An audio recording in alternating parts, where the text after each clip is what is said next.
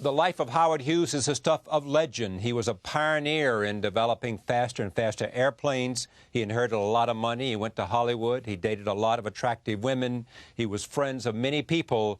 His early love was planes. There's a new movie called The Aviator, directed by Martin Scorsese, starring Leonardo DiCaprio. And here's the trailer from the film. As the film's director, Martin Scorsese, and one of the stars, Cate Blanchett. She plays another famous Cate in the film, Katharine Hepburn. I am pleased to have them back at this table to talk about a film and a man who inspired a film. Welcome. Great to see you. Good to be here. Yeah. How did this come to you? Well, I was finishing Gangs in New York. I was still in the editing process and looking for another picture because Gangs had been such a project of hauling in for 25 years or so, right. And I wanted something fresh and new that I hadn't, was not generated from me in a way. Right. And suddenly my manager, who happens to be Leo DiCaprio's manager too, says, I have something for you. I'm not going to tell you what it is.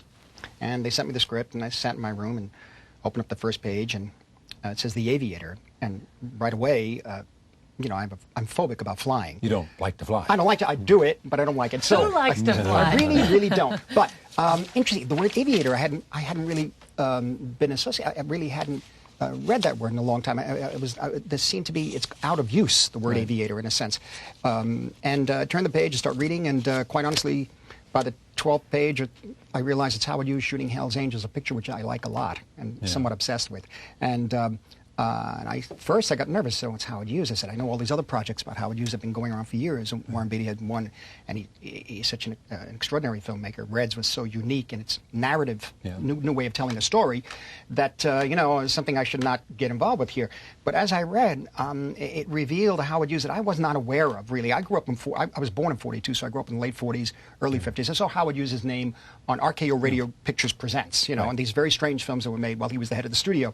And then I just heard about him as a recluse and an eccentric, sort of and very rich man. Yeah. The Las Vegas years, Desert Inn, and a man who had his hand seemingly into everything, kind of a shadowy figure, which was interesting to me.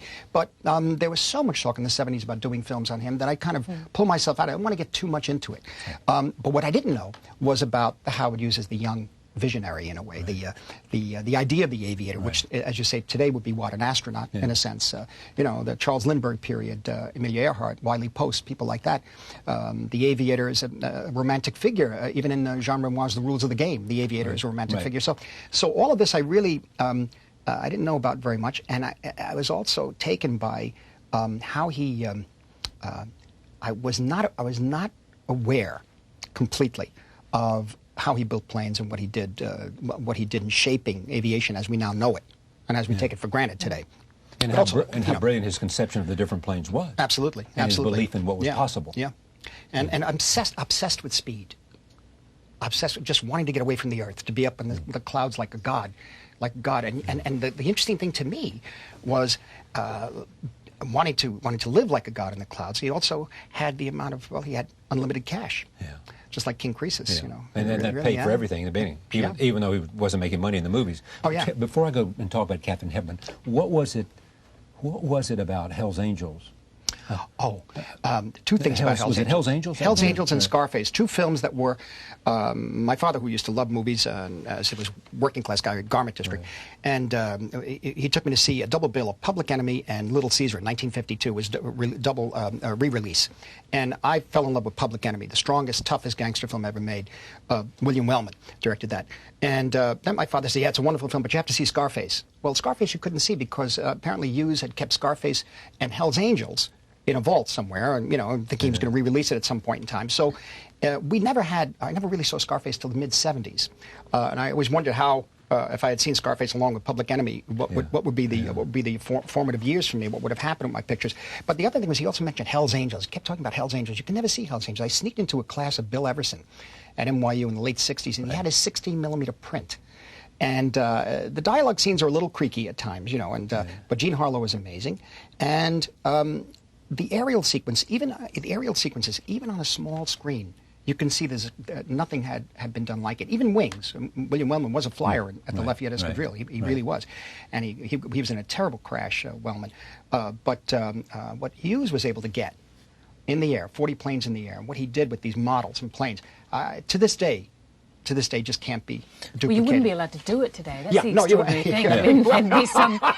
I tried to shoot a photograph with Annie Leibovitz, me just sitting on a stationary plane, and some safety officer came and told me to get off Thank it. you. Yeah. I mean, it's so... everything's so safe. And how did he meet, and what was his relationship with Hepburn? Well, see, there you go. I mean, they were both such enigmas. I mean, everyone thinks they know Hepburn, but they know her screen persona. I think they were both immensely private. Yeah. And we trawled and trawled and trawled to try to find some, juicy detail about their relationship, and it just doesn't exist because it happened behind closed doors. And even though they were both... Well, Hughes's celebrity was much greater at that stage than Hepburn. I mean, she was sort of on a rapid decline, having hit so early with Bill of Divorcement and Alice Adams.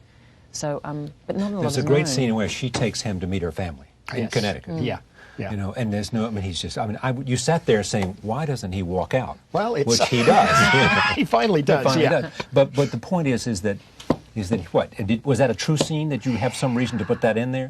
John Logan, to show the writer, something John Logan, had approached the material of the picture. One of the reasons I wanted to do the film is it just was dealing with 20 years of Howard Hughes' life, Right. from the age of 26 to 46, whatever, Yeah. 1927 and 47.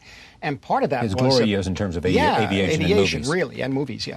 And so there's no doubt that the relationship, I think, with from what we've read and from what John put in the script, there's no doubt, I think, with his relationship to Katharine Hepburn and her family in Connecticut, that he did go to the place many times, and there was the ex-husband photographing him. We do have one little bit of film. It's less than a second long of Howard Hughes about to take a shot with a golf club, and he looks up and he looks at, and the camera stopped. It's probably Luddy taking the pictures, but And Luddy was her former husband. a former husband, yeah. But I think, what's interesting to me was that from what I understand too, he would get up and make phone calls for 4 hours, and that sort of, those days you didn't do that in a family house, that sort of thing. But I also understand that the family was a very progressive family, socially progressive, and were into women's suffrage in the turn And of the what was his century. politics? I think ultimately he was extremely conservative. That's what I thought. Yeah. Extremely. Which would have been a bone of contention with the Hepburns. Yes, exactly. Now, did Hepburn write about Hughes much in her In Me? autobiography? In Me, yeah, Me, yes. It's a great yes. title. Yeah. I don't know how much truth is in me. I don't You know. mean A little bit. The thing Because that of what? She was just that person who would exaggerate everything? No, I just think it's impossible to be objective about your life. And because I think she was quintessentially a private person, she was doing a very public thing because probably she felt she could, and it might buy her a bit of space, but I don't know that much was actually revealed in Me. By her. But about him. what was interesting was her turn of phrase. Which was? The way she phrased things in Me, I think it was very much her voice. I think. And how is it, here's somebody that a lot of us saw on television, the famous Dick Cavett interviews, of which there were more than one, in which she comes in, as you reminded me, and doesn't know the camera's on, and tell me what she did. She was pushing the furniture around, and she was saying, I go this way, and she had to be shot from a certain side. She was incredibly demanding. But she really claimed her space, and what I found really moving about it was that she'd never done a television interview before. We just take it for, as a given that that's part of, advertising a film or, talking about your work. And she was really uncomfortable. And in watching, even as an older woman, it was the first time I'd really seen this vein of vulnerability in Hepburn, because I think prior to sort of watching her films, and also the fact that you screen them, Marty, you could actually see into her eyes and see the finesse of her performance, and that there was behind this sort of brash, confident, strident exterior, she was really quite fragile. And I think, often the most strident people do have that. So that I really saw that in watching her being uncomfortable, and where her tics lay and what part of her body she was uncomfortable with, and also just because she didn't know the camera was on in the beginning, what she focused on. Because I think the trap in playing someone like Hepburn, who's so known vocally and physically, would be to ignore the psychological change that one needs to make as an actor, and just purely go for the extreme. What psychological change was that with her? I think she was quite obsessive as well. I mean, I think I think probably there was a point of connection between the two of them, is that she was a control freak. But I think both of them, both she and Hughes were. Why did she leave him? I don't know. I mean, we talked a lot about them both. They're were very was it just they ambitious realized they people. were just alike and couldn't live together? Yeah, and which is what she says in Me, is that they were misfits and perhaps too alike. But I think they were very good friends, because they did stay in contact. And something which she did say was that that he would often ring her at 3 in the morning, and she'd hear this sort of silence and then a lonely voice, and she'd say, Howard, you know. And then, Howard? So, I mean, they did stay in contact. Yeah. So I think there was And there's a great scene with Willem Dafoe in which Hughes tells the guy who's going to expose the relationship with Spencer Tracy. Yeah, try to cover up an old confidential magazine routine. Yeah, and pretty much threatens the guy. Yeah, yeah. But he was always looking out for her as well. Like, it was on his advice that she optioned the screen rights to the play Philadelphia Story, so it couldn't be made without her. Because at that stage, she didn't have the power that she had, and she would not necessarily have been the studio's first choice. Now, go ahead. Yeah, no, that's the thing. That younger people seeing this film today, or people who really don't know that much about Katharine Hepburn, we tend to think that she was always successful. Right. I saw her films I saw her films when I was growing up in the late 40s, early 50s. And when I saw the ones from the 1930s on TV, I always assumed that she was on a line of, there was never any problem. In a way, it was very interesting for us to, what I did was screen practically every film from Bill of Divorcement, Morning Glory, all the way up to Philadelphia Story in 35 millimeter. Kate. Yeah. So she sees on a big screen. Now, you were in London, L.A., New York, I don't know where. That's fantastic. But suddenly, as you can see behind the eyes, you're right. You see. And also to see the camera moves. I mean, let's face it. I mean, I don't think, watching them on the small screen, that I'd ever appreciated the direction in those films. And also her transformation, because she's so known for, you know, her vocal quality, and so, but she did transform. Alice Adams was so heartbreaking. Brilliant. Yeah. Heartbreaking. But then Spitfire. I mean, she had some very noble, brave failures. This Arkansas Hellcat. Back to the risk that you take. How do you go? Here's someone whose voice was known. Yeah. You know, what's the line you want to make sure you approach but don't go over? Is it, or anything like that in terms of somebody in which has such a distinctive voice? Are you trying to capture it exactly, or is it part of her so that you have got to reflect it because it is so defining about her? If she'd been a theatre actor, I think it would have been different, because I would be portraying her in a different medium. But portraying her in the same medium in which she's so iconically known, I think you have to give a nod to her screen persona. Even though there's never moments of me playing Hepburn in a Philadelphia Story. Yeah.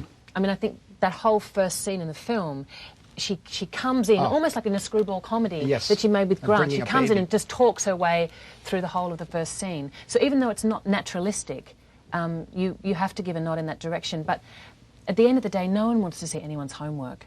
So you have to find a way to kind of become go through mimicry into habitation, I think, and hopefully I've done that. But it's a really difficult line to walk. I think you have. What was the role of Leonardo in this? I mean, he was obsessed. He liked Hughes, was interested in Hughes. He apparently was developing it with Michael Mann and John Logan on the script.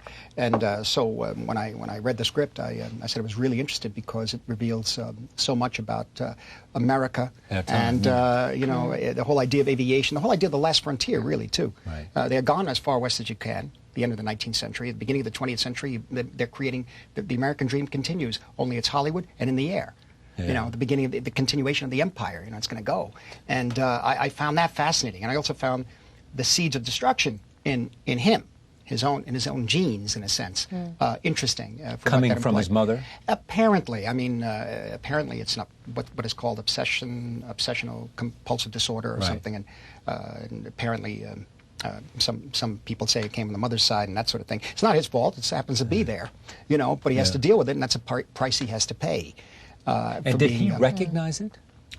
I don't know if he doesn't ever talk about it. It's you see the manifestations of it. You see manifestations, but you don't see him talking about it. I mean, it's almost not even acknowledge it. Well, although he had to know. He talks in the film. He talks to Cate about it. Sometimes he sees things. He says. Yeah, he did say that. Yeah, he gets really worried about that. But it's interesting that's one of the few moments of self-reflection. He's so forward-moving that there's not a lot of time for mental repose, which is maybe part of the problem. He was an extraordinarily handsome man, tall. You saw that. I mean, I saw today a short biography of him. You know, and when going down the ticker tape parade after he set the record. I mean, extraordinary. Was he 6'5"? How tall was he? I think about 6'5". Yeah. That's 6'5". Yeah. No, and I think Leo carries it off beautifully in the Hell's Angels premiere. He's standing there in the tails and gleaming eyes, and you know, and he ages 20 years. And by the time that airplane crash in 1946-47 in Beverly Hills, I couldn't believe he survived. He survived it. Yeah, they worked it out. And how was he? But it affected him for the rest of his life. Yes. Yeah. And what happened there, other than the fact that he was terribly injured and had trouble walking and everything I think else? ultimately what happened was, of course, you have to realize that was the 4th plane crash he had had. Yeah. That was the 4th, and it was a lot of damage to frontal lobe. One in the beat plant. Yeah, and there was another one on Hell's Angels, Right. where it's referred to in the film. The beginning of the film says, "You can't do that, Howard. You can't take that plane and dive like that." He says, "It can be done. It can be done." In reality, he said, "I'll show you." And he got on the plane, and it hit the ground. He got out, and he said, "You're right. It can't be done." And there was one other plane crash in Lake Mead, which was a very dangerous one. 2 people were lost in that. And I think the frontal lobe injury. Really added to it. I would think. I'm not a doctor, but I would But is think, that part of the story? I mean, the part of the fact that we assume about Howard Hughes that he had frontal lobe injury? I mean, I would think certainly from that plane crash too. I mean, literally hitting his head against the canopy. But are there a lot of people around? I mean, Terry Moore is alive. Yes, yeah, we just saw her in Los Angeles. Jean Peters is. She's gone now, I think. She's gone. Yeah, yeah. So you could talk to these people about what he was like. Yes, that's. And what did they inform you about? I mean, what did they tell you? Well, I mean, Terry was very generous, but sharing her thoughts and all the extraordinary telephone conversations he would have with her. In the middle of the night? Yeah, in the middle of the night, all the time. And she really worked with Leo on a lot of that. And little things like he would call. Hepburn, he called her a country mouse and city mouse. They called each other. And for Terry Moore was pork chop. And, and that's what we try to put as much of that in there as possible in the picture. These are details that we were sort of accumulating. But Terry had seen the film, and she felt that Leo had done a very good job. Captured the Hughes that she knew. Captured him, and said, really, not only in the flying sequences, but also in many other sequences she spelled. Is that right? Yeah. But he was foremost, you believe, in his own heart, an aviator, or is that what he thought of himself most of all? I think most of all an aviator. There's no more doubt so about than it. Yeah, I think ultimately the obsessions with film and women sort of just drifted away, and really I think the satisfaction of understanding flight stayed with him. I think that's the because there was such a frontier thing at that time. Yeah. Was it Hepburn? He said, "You're only an actress." Who did he say that to in the film? Yes, to Hepburn. You're only a movie star. You're only a movie star. Yeah, but it's you're not an actress, and there's plenty of movie stars in Hollywood. And I think probably to call Hepburn that insult levelled at Hepburn would have really gone straight to her heart, because she was an interesting woman in many senses, but in the sense that I think she was always conflicted that it was a kind of a fluffy thing to do with one's life. That to be an actress. I don't know that her family really ever really sort of respected her choice of profession. She came back here to live pretty early, didn't she, or not? She'd always come back here, to live in Connecticut. Yeah, she was anchored here. It was sort of what seemed to anchor her, and there were many periods in her early career where she'd just retreat. What did you find out about why did you decide to end the film when you did? Well, again, this is part of the script, right. John Logan. It's one of the reasons I made the picture. Because, quite honestly, when he got into the battle with Juan Trippe at Pan Am, this is something I didn't know about very much. About what's interesting about how it reflects control of air rights. Control of air rights, and this is happening every day today, too, in different ways. American business, fighting the government fighting back, and all this sort of thing. And I found that fascinating, to really battle it out on that level. And to actually, I found it, when I first read it, I said, I couldn't believe that he won the case, in a sense. It wasn't a lawsuit, but it was he won in the Senate in a way. He got up and he left. I found that to be fascinating. I did too. And at that point, you had Leonardo looking exactly like him. Yes. Well, by that point, there's wonderful photography wonderful documentary footage of him, literally. And what is that? He was holding that thing to his ear? To hear better. To hear better. Oh, that's right, because he was deaf from an early age. Yeah. But also that he was able, right after that, to actually prove the point that the Hercules could fly, even if it was a minute.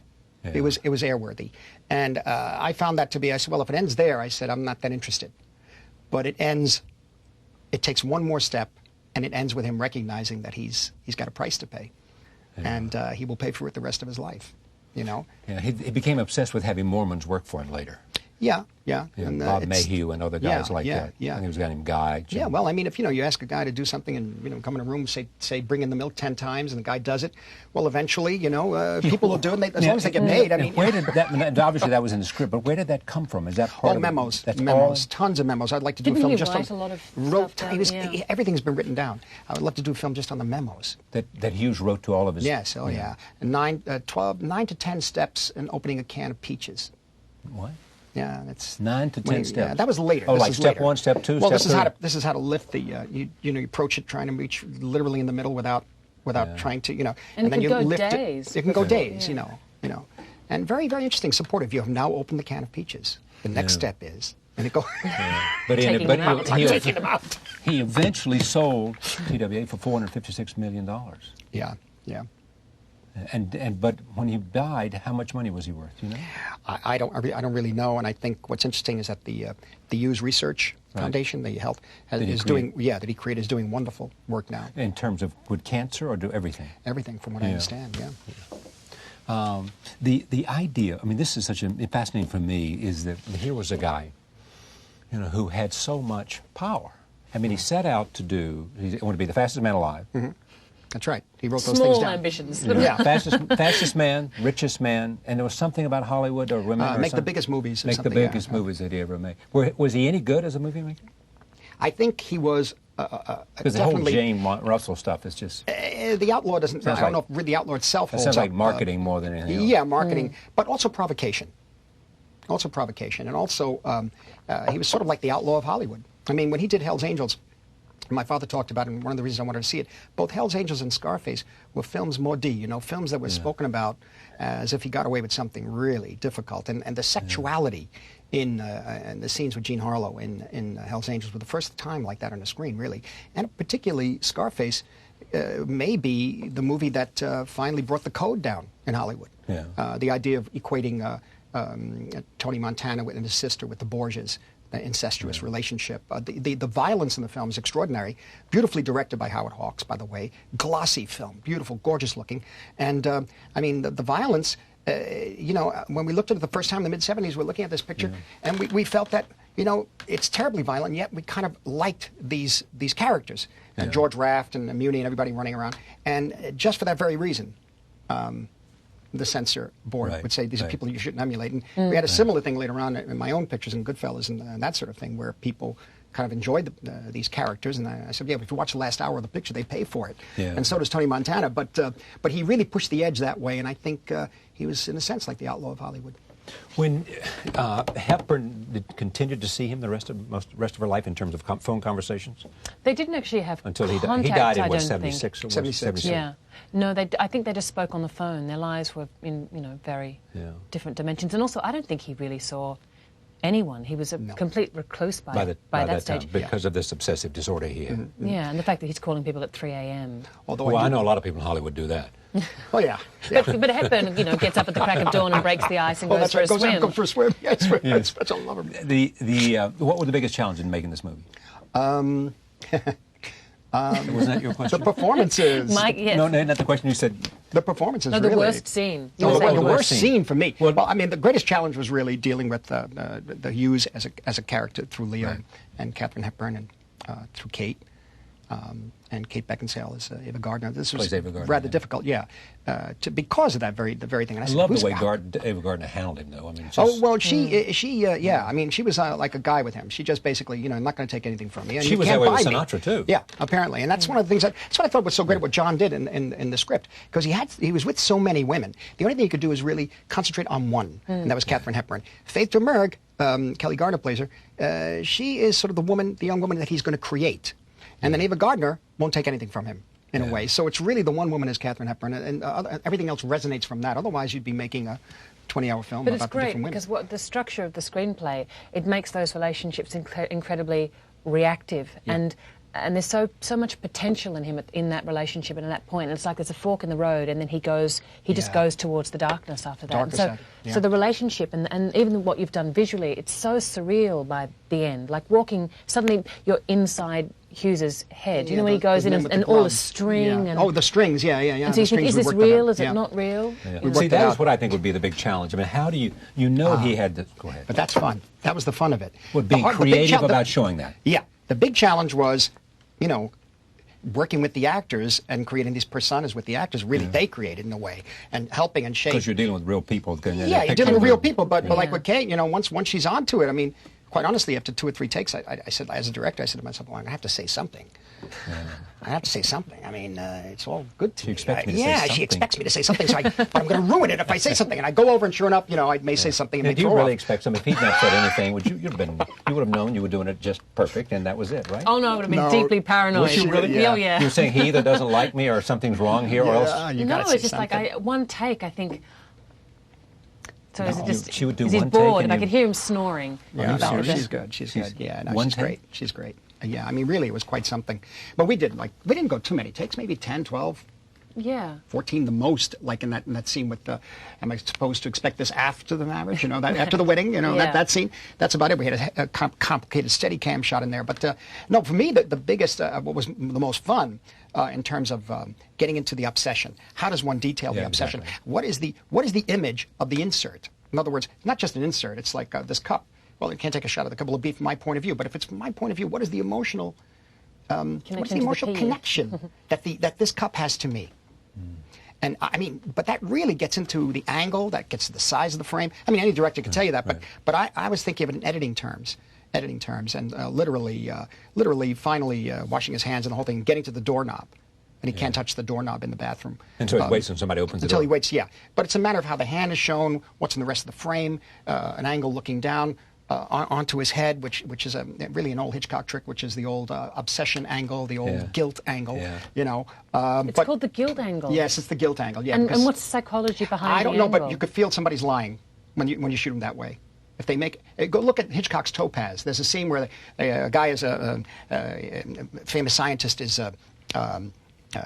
Escapes from Eastern Bloc country to Washington, defects, and they're debriefing him in a house, and one of they're asking him some questions, and it's shot normally. He's answering, and then one guy says, "Did you ever hear the name Topaz?" And it cuts and it's above, and he goes, "No, I haven't." You know he's lying.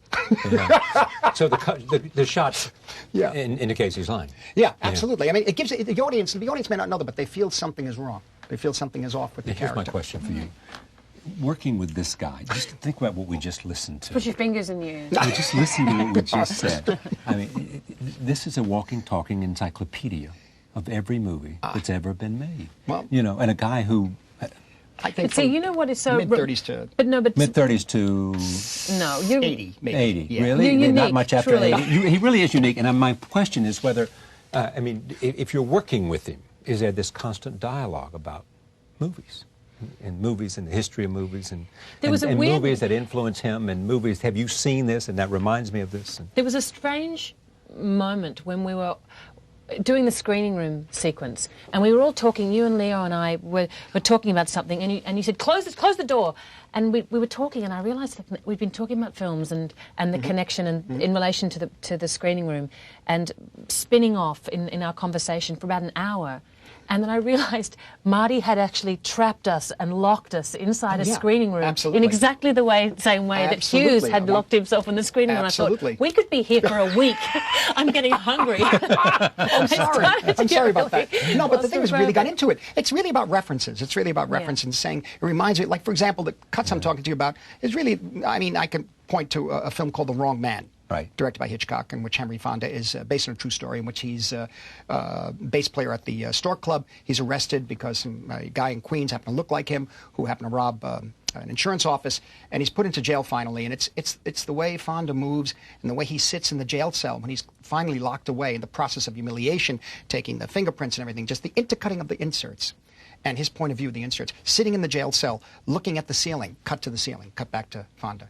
He looks, cut to a sink, cut back to Fonda. He looks at the bars and the lock, cut to the bars and lock, cut back to Fonda.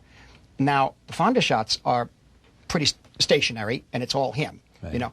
But why those angles, and why that rhythm in the cutting? Because you just don't shoot the ceiling. You try to just shoot the ceiling. You can't. You've got to figure out what makes that ceiling special to him. What is the emotional intent of that image? See, I also that's what, in answer to your question, that's what makes you remarkable. I think is that you process all these really specific observations, filter them through you, and they're not in any way dry. It's not some library of knowledge which, say, a few people might have. You filter them through, you make them specifically yours, and connect deeply and emotionally and psychologically with an audience, and also at the same time love actors. Yeah, I mean, agree. there's a lot of directors who love film, but they don't necessarily like actors. These guys are. I couldn't resist showing them these films. Charlie, I actually showed to all the cast. I showed a 35mm print of His Girl Friday, which that was great. Which I mean, just rhythm alone, okay? Yes, just Cary Grant and Rosalind Russell. Come on. But I mean, I really, you have reinvigorated my understanding of Grant's genius. I mean, I think he was amazing, amazing actor. Now, why was he a genius? I just think he's really underrated. Yeah. His sense of style he's a remarkably acute in his understanding of the style of the film that he's in, and the difference between him and Philadelphia Story to His Girl Friday. I mean, it's amazing. Yeah, no, he's remarkable. If I ask, or if Cate would ask, tell me the 10 films that have influenced you the most, what would you say? Well, name me 7 out of the 10. I mean, you go to, It changes. Yeah, it changes somewhat. I mean, there's some basic ones. I really liked John Ford's The Searchers when I first saw it for many, many years. I still love that. Yeah, it's beautiful, especially if you see it on a big screen. Part of that whole film was VistaVision, really. Poetic film, beautiful poetry in the film, visual and language, too. Wells' Citizen Kane, Fellini's 8½, On the Waterfront, The Red Shoes, Visconti's film Senso and the Leopard, going all the way to Cassavetes and Shadows, and Renoir's The River. These are films right around that formative period for me, late 40s all the way up to 56, 57. By the time Cassavetes did Shadows, you just couldn't say to yourself, well, I want to make a film, but I don't have the equipment. You couldn't have an excuse anymore. You just had to pick up the camera, and if you had something to say, if you had some sort of passion, or you had some sort of, you wanted to express yourself somehow, and if you could figure out how to do it through the visual medium, with actors, from Kazan to Cassavetes, this was the big deal for me. And yet, keeping in mind, too, because when I saw Waterfront and Shadows, of course, different years, a number of years apart, but they broke the wall of the Hollywood style of acting, yet the Hollywood style of acting, from the Golden Age particularly, that we saw, has its own truth and its own codification. And once you understood that this is a code for a certain feeling, that whole business of the post-war musicals, which always had a dark side to them in the post-war. They got darker, culminating in Star is Born, which was, you could say, well, it was the first one was made in the early 30s, but not like what George Cukor and Judy Garland and James Mason sequence, and what they did in that film. Extremely troubling about creativity in a couple. Two creative people not being able to get along, and the competition between the two. And this was fascinating. You and I once talked about Fellini after he died. You remember that? It was one of my favorite interviews we ever did. And did you teach a course or something, or do a Channel 13 or AFI I did a documentary. I did a documentary on Italian cinema from neorealist period to about 1968. I'm actually going to do part 2 soon. And myself and Raphael Donato and Thelma Schoonmaker and Ken Jones and all of us. But basically it's about my relationship to Italian cinema, because I grew up in Queens at first, before we came back to Elizabeth Street. And in 1945 and 46, they had shown on TV, on every Friday night, they would show an Italian film with subtitles. And at the age of 5 or 6, I saw Open City, I saw Paisan, I saw Bicycle Thief, I saw these extraordinary Shoe Shine. And seeing the films is one thing. But seeing your family and your grandparents who don't speak English, they're speaking the same language these people are speaking. This is my family. This is my world. I'm 5 years old. Is that how you learned to read? Well, yeah, basically, yeah. And, they were telling me what was going on. But the thing was that they were reacting. In other words, I knew that I didn't quite belong completely in this place. I belonged in that place there that's all rubble now, and these people being going through the human condition down to its basic level of just survival. And I knew that this affected us deeply, and that had a certain kind of truth to it. That doesn't mean that having seen the certain Western films or certain noirs or certain Hollywood films that didn't have its own truth. I realized that later. But I had the two sort of clashing, and I guess I never quite settled between the two, I'm afraid. Has anything you've ever wanted to make you haven't, Well, I'm still talking about that thing we mentioned last time when I was on the show about we're still not talking about it. We're working on the script now, and hopefully we're getting close to it. And it's a picture based on a book by Endo, a Japanese author called Silence, about two Portuguese priests going back to the 17th century, with the persecution of the Christians in Japan. And Is there a nun in it? Do you have an actress? Do you have an I actress? was going to say, it's too bad. It's too bad. Would you need to see a script before you would say No. yes? I'd make a good nun. I can see that. Are you going to do Elizabeth again? Oh, I think they're talking about it. I think they've Wow. been talking about it for years. Well, how would they release it in America? They couldn't call it Elizabeth II. No. No, I mean, it's one of those things where if it was made, I think it should be about Raleigh and that Elizabeth, because I think where the Elizabeth that we made ended, it ended in such a still point dramatically that you'd have to, I don't think that she could be the central protagonist of the film. So it's a matter of trying to get the script right, and you know, you don't want to make something again just because you can. You know, it's like each of the Godfather films was made for, you know, a really integral reason unto itself. And I think that if you, not that Elizabeth is the Godfather, but I think it's really important to find the reason for making it. So whether they do or not, I don't know. Is she as fascinating a person as you? She's obviously. There's nobody more interesting than her. Of all the characters you have done. I found, I think probably that. I mean, I found when I played Veronica Guerin, that was a Veronica Guerin was a journalist who was challenge. assassinated. Right? Yeah, but I mean, the challenge of playing Hepburn, even though she's not the, you know, this film is not about her, the actual technical challenge of doing it, I think was probably the most difficult thing I've ever had to do, because having to break down the preconceptions and the expectations and the, you know, the trying to find the sort of the balance of taste, really, frankly, so that it's not some sort of burlesque, has that fine line. It was a really delicate thing. Whereas Elizabeth, it was such a, I mean, there's so much to draw on, but we don't know her in the same way. We don't viscerally understand her in the same way that we think we understand Hepburn. Al was here the other night talking about Merchant of Venice. He was, you know, for a guy who hardly ever does television, it was as brilliant a performance, a conversation on the part of the actor as I've ever seen. It was unbelievable. You know, the He's whole been gripped by that, though. Yeah, he has. And maybe that's part of it. It was unbelievable, you know. I mean, and I mean, we could have gone for another hour because of the fact that he got so involved in it. Some have said about you that this may be the last, because you have small projects you want to do. Yeah. The last big budget movie I think, you you know, it just turned into one of these, I mean, quite honestly, to say a difficult film to make. Yes, it was. I must say, though, we did it on schedule. We stumbled until we fell and we were on schedule. You know, we looked up and everything with the dust was flying. I mean, this looked to me like a movie that would have cost a lot of money to make. Yeah, it did, and I think even a little more than Gangs. Quite honestly, I think it's bigger than Gangs. But I was very well prepared. The script was very tight, a wonderful script by Logan, and so I designed. You know, basically, I was also very much attracted to recreating Hollywood of the 20s, 30s, and 40s, and the aviation, the flying action sequences, working with digital and working with green screen and that sort of thing, really make something visceral in those scenes. And so, ultimately, though, I don't know how much further I could go with the size of this kind of budget, let's say, with characters or stories that have an edge to them that keeps me interested.